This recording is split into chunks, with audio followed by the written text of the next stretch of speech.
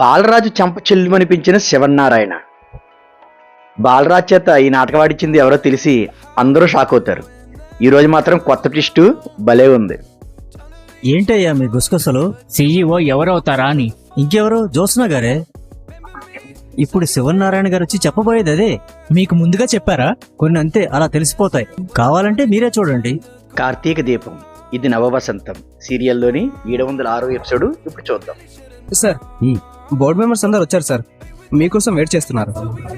వస్తున్నా, పద. అలాగే సార్. సార్, ఏంట్రా? మీతో కొంచెం మాట్లాడాలి. పద, ముందు బోర్డు మీటింగ్కి వెళ్దాం.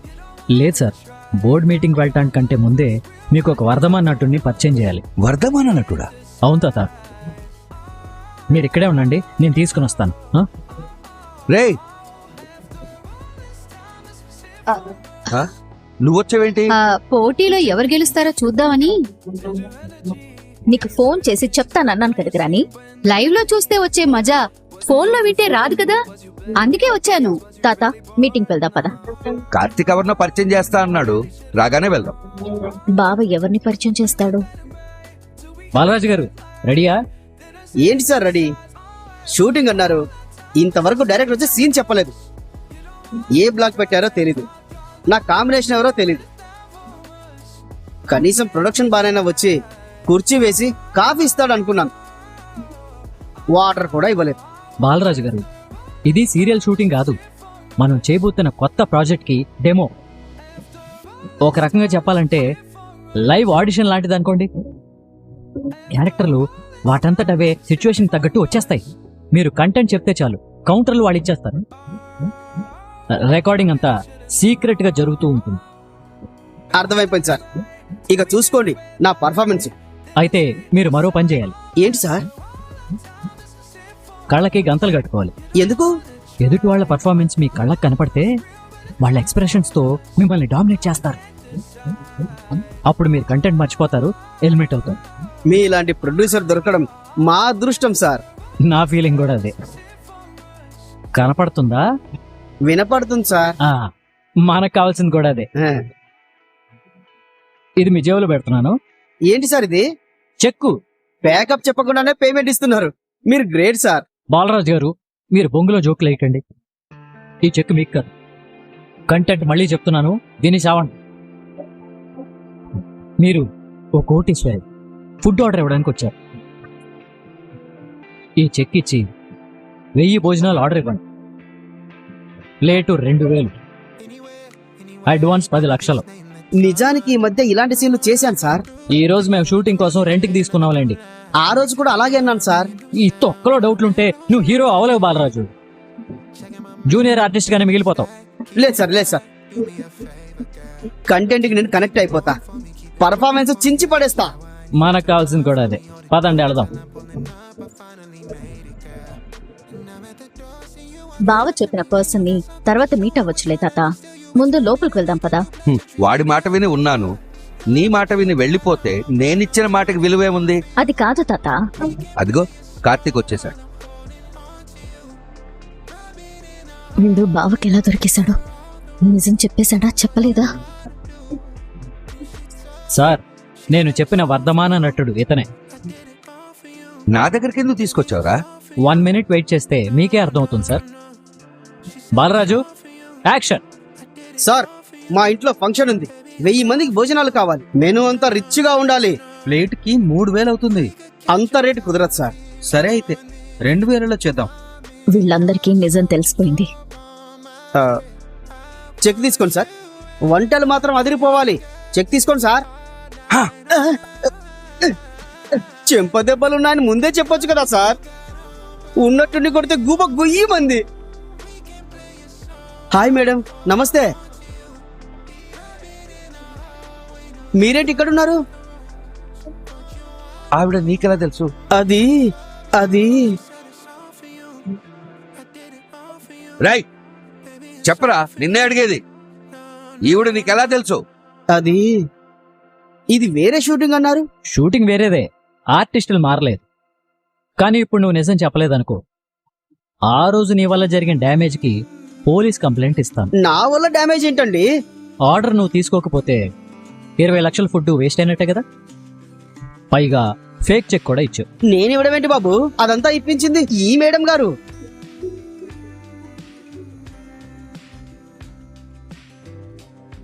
నువ్వు చెప్పేది మేము ఎలా నమ్మాలి? నేను జూనియర్ ఆర్టిస్ట్ అండి. క్యారెక్టర్ ఉందని చెప్పి నా చేత ఫుడ్ ఆర్డర్ ఇప్పించారు.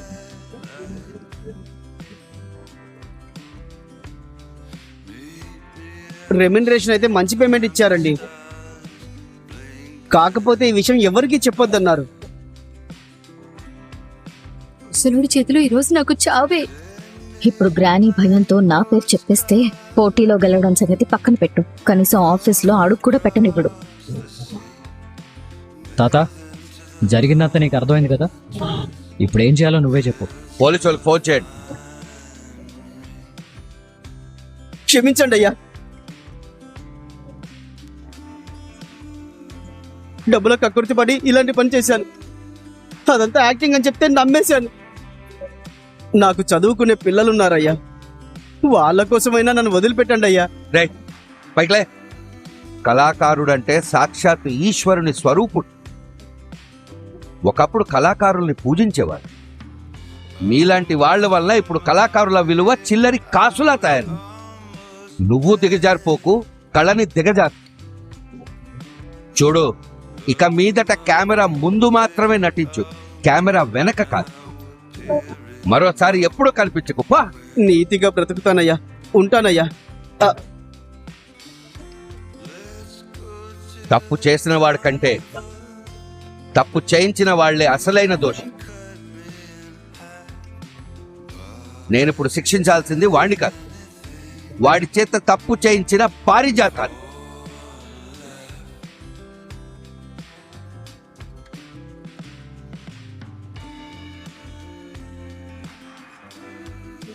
శివనారాయణ గారు ఇంకా రాలేదంటండి. దశరథ్ గారికి ఫోన్ చేయండి. ఆల్రెడీ మెసేజ్ చేశాను, ఆఫీస్కి రాలేదంట. ఏం పనులు ఉన్నాయో ఏంటో. ఏం జరిగిందో ఏం అర్థం కావట్లేదు సార్. ఏమీ అవ్వదు, మీరు కామ్గా ఉండండి. శివనారాయణ గారు వస్తారు, మన కొత్త సీఈఓ ఎవరో చెప్తారు. తాత, గ్రానీని ఏమనకముందే టాపిక్ డైవర్ట్ చేసి లోపల తీసుకెళ్ళిపోవాలి అంటే నేనే రివర్స్ అవ్వాలి. చెప్పు పారిజాతం. ఏంటి గ్రానీ ఇది? నీకు దీప మీద ఏదైనా పర్సనల్ గా కోపం ఉంటే అది ఇంటి దగ్గరే చూసుకోవాలి కదా. నువ్వు చేసిన పని దీప జీవితానికి ఎంత ఎఫెక్ట్ అయ్యేదో తెలుసా? ఫుడ్ సేల్ అవ్వకపోయి ఉంటే డబ్బు మొత్తం దీప కట్టాల్సి వచ్చేది. కనీసం నువ్వు తాత గురించైనా ఆలోచించాలి కదా. జ్యోత్స్న రెస్టారెంట్స్ ని సిటీలోనే నెంబర్ 1 గా నిలబెట్టాలని మేమంతా పోటీ పడుతూ రాత్రి పగలు కష్టపడుతూ ఉంటే నువ్వు ఇంత తేలిగ్గా రోడ్డు మీద నిలబెట్టేసే పనులు ఎలా చేయగలుగుతున్నావు గ్రాని? పగ మా ఆవిడ మీదే కాదు, తాత మీద కూడా ఉన్నట్టుంది. చేసిందంతా చేసి మళ్ళీ ఆ ఇన్నోసెంట్ ఫేస్ ఒకటి. నీకు శిక్ష పడాలి గ్రాని. తాత, గ్రానీని గట్టిగానే శిక్షిద్దాం. దానికంటే ముందు మనం లోపలికి వెళ్దాం. ఎందుకంటే బోర్డ్ మెంబర్స్ అంతా మన కోసం వెయిట్ చేస్తున్నారు. పైగా వాళ్ళెవరైనా ఇదంతా విన్నారంటే అస్సలు బాగోదు. ఇంటికి వెళ్ళాక చూసుకుందాం. ముందు పద తాత. మీరెందుకు పారుకు సపోర్ట్ చేస్తున్నారు పెద్ద మేడం? ఇలాంటి వాళ్ళని నేనెందుకు సపోర్ట్ చేస్తాను బావా? అసలు ఏదేమైనా చిన్న తప్ప? చాలా పెద్ద తప్పు. ఇంకా నయం, బాలరాజు ఆర్డర్ నేను తీసుకుని ఉండుంటే పూర్తిగా మునిగిపోయేదాన్ని. మీరు మునిగిపోర్లే మేడం. దీప్ అంత ఫాస్ట్ గా నేను మిగిలిపోయినవి సేల్ చేయలేను. ఆ అవసరం మీకు రాదులే మేడం. ఎందుకంటే మీరు బాలరాజు ఆర్డర్ తీసుకోరు. ఏమో, వాడు 3000కి ఓకే అంటే నేను తీసుకునేదాన్నేమో. 4000కి ఓకే అన్నా మీరు తీసుకోరు. ఎవరు ఎలాంటి వాళ్ళో తెలియనప్పుడు ఎవరైనా మోసపోతాం కదా. కానీ నువ్వు మోసపోవు. ఎందుకు మోసపోను? ఎందుకంటే అసలు బాలరాజును పారుతో పురమాయించిందే నువ్వు కాబట్టి. దీపని సీఈఓ చేయడానికి నింద నా మీద వేస్తున్నావా బావా? బాలరాజు లాంటోడు కూడా యాక్టింగ్ లో మీతో పోటీ పడలేడు పెద్ద మేడం గారు. యాక్టింగ్ ఏంటి బావా? ఊరికే బ్లేమ్ చేయకు. అసలు ఇదేమీ చిన్న విషయం కాదు. తాత నిజం అనుకుంటాడు. ఈ రోజుల్లో నోటితో చెప్పే మాటకి విలువ లేదని నాకు తెలుసు. అందుకే మీకోసం ఒక మంచి కాల్ రికార్డింగ్ పట్టుకొచ్చాను. ఆన్ చేస్తాను, వినండి.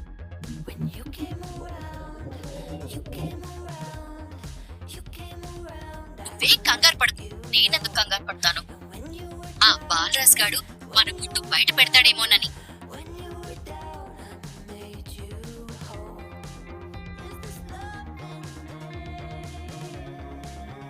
ఏమైనా చేస్తే ఏం చేస్తాడు? బాలరాజ్ గారిని పంపించింది నేనే.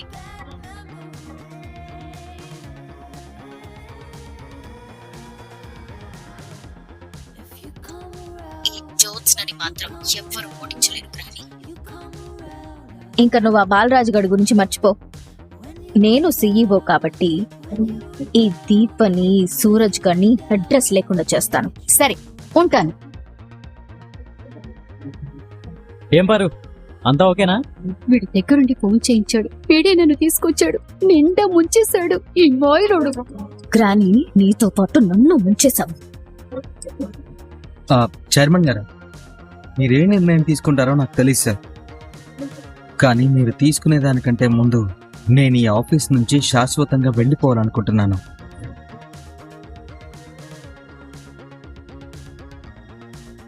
వాళ్ళు తప్పు చేస్తే నువ్వు వెళ్ళిపోవడం ఏంటి సూరజ్? నేనే కాదు దీప గారు, మీరు కూడా వెళ్ళిపోండి.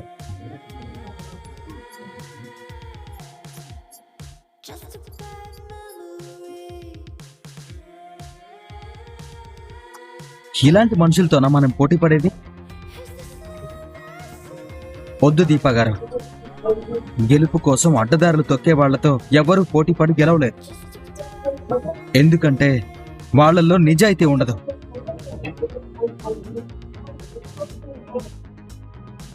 ఈ నిజాయితీ లేని వాళ్ళతో పోటీ పడ్డం అంటే వాళ్ళు చేసే తప్పుల్ని ఎంకరేజ్ చేసినట్టే. అది ఎవరైనా కావచ్చు, చివరికి నేనైనా కావచ్చు. తప్పు చేసినా ఎలా శిక్షిస్తారు, ఏం చేస్తారు అనేదానికంటే ఈ సంస్థ పరుగు పోయే పని ఈ సంస్థ చైర్మన్ గారి మనవరాలే చేశారంటే భరించడం చాలా కష్టంగా ఉంది. తప్పని చెప్పాల్సిన పెద్దవాళ్లే దగ్గరుండి అన్నీ జరిపించారు. ఎవరిని వేలెత్తి నిందించే అర్హత లేని వాణ్ణి. అలా అని తప్పు చేసిన వాళ్లతో కలిసి పనిచేయలేను. ఎందుకంటే నాకు పనే దైవం. కానీ అవతలి వాళ్ళకి పని ఒక ఆట, అది కూడా నిజాయితీ లేని ఆట. ప్లీజ్ దీప గారు, మీలాంటి వాళ్ళు ఉండాల్సిన చోటు ఇది కాదు. వెళ్ళిపోండి, నేను వెళ్ళిపోతాను. సూరజ్, సూరజ్, ఇక్కడ సూరజ్ చెప్పిన దాంతో నేను ఏకీభవిస్తున్నాను. మీరు కూడా ఏకీభవిస్తే కామెంట్ సెక్షన్లో తెలియజేయండి. వెళ్లాల్సిందే తప్పు చేసిన వాడు, తప్పుకు బలైన వాడు. జోత్స్న తప్పు చేయాలనుకుంటే పారిజాతం సహాయంగా నిలబడు. నా దృష్టిలో ఇద్దరూ నేరస్తులే.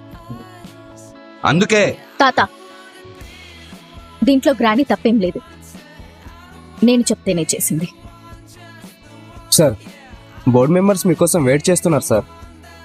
సరే, వస్తున్నానని చెప్పు. Okay sir. అందరూ చెప్పేది వినండి.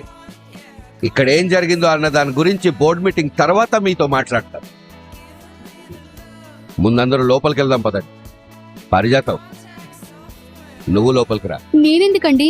నువ్వెక్కడికి వెళ్తానికి వీల్లేదు. నా కళ్ళ ముందే ఉంది. నీతో చాలా పనుంది. ఇక పారిజాతానికి దబిడి దిబిడే. పదండి. నమస్తే సార్. నమస్కారం. సారీ ఆల్ ఆఫ్, కాస్త లేట్ అయింది. No problem sir.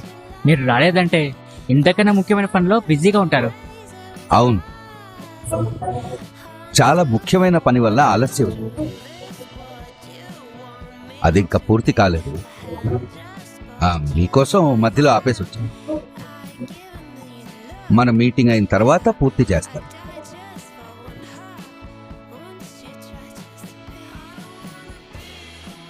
మీకోసం చాలాసేపటి నుంచి వెయిట్ చేస్తున్నామండి. కాబోయే సీఈఓ ఎవరో చెప్తే విష్ చేసి వెళ్ళిపోతాం. తాత ఖచ్చితంగా దీప పేరే చెప్తాడు. ఇప్పుడు తాత మనసు గెలవాలి అంటే నేనొక పని చేయాలి. మన కంపెనీకి కాబోయే సీఈఓ ఎవరంటే, చైర్మన్ గారు, ఈ సీఈఓ కాంపిటీషన్ విన్నర్ ఎవరో నేను అనౌన్స్ చేస్తాను. ఇప్పుడు జోస్నే ఒక ట్విస్ట్ ఇస్తుంది, అందరూ దానికి షాక్ అవుతారు. మీరే విన్నరని మీరే చెప్పుకుంటారన్నమాట. చెప్పండి జ్యోత్స్న గారు, మేమంతా సెలబ్రేట్ చేసుకోవడానికి రెడీగా ఉన్నాం. నేను కూడా రెడీగానే ఉన్నాను. అడ్వాన్స్ కంగ్రాచులేషన్ CEO గారు. తొందరపడకండి సార్, నేను అనౌన్స్ చేసిన తర్వాత చెప్పండి. అలాగే. జ్యోత్స్న రెస్టారెంట్స్ కి కాబోయే CEO అంటే కొన్ని అర్హతలు ఉండాలి. అధికారాలు అందుకునేది అర్హతలు కలిగిన వాళ్ళే. ఈ CEO అనే అధికారాన్ని అందుకునే అర్హత కలిగిన మనిషి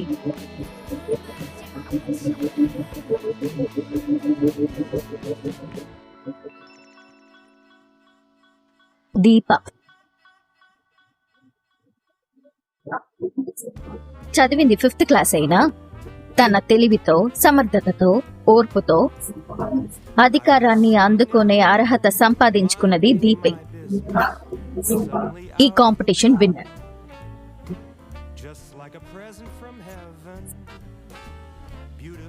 దీప గారే విన్నరని మీరు చెప్తున్నారేంటి? అంటే మీరు గెలుపులో త్యాగం చేస్తున్నారా? దీపా గారికి సమర్థత ఉందని చెప్తున్నారు కదా. జ్యోత్స్న గారు వద్దనుకోవడం వల్లే దీప గారు గెలిచారు. ఎవరు చెప్పారు? జ్యోత్స్న వద్దనుకోవడం వల్లనే దీప గెలిచారని ఎవరు చెప్పారు? అంటే జ్యోత్స్న గారు బాగా చదువుకున్న అమ్మాయి, పైగా మీ మనవరాలు. ఆస్తులకి వారసులు ఉంటారేమో గాని అర్హతలకి వారసులు ఉండరు. ధన్ విజేత ఎవరో లెక్కల ప్రకారంగానే చూద్దాం.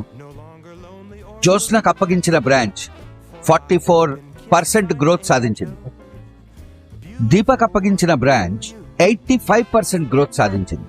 ఇక్కడితో ఈ రోజు ఎపిసోడ్ ముగుస్తుంది. మీకు నెక్స్ట్ ఎపిసోడ్స్ కూడా కావాలనుకుంటే మన వీడియోని లైక్ చేసి షేర్ చేయండి.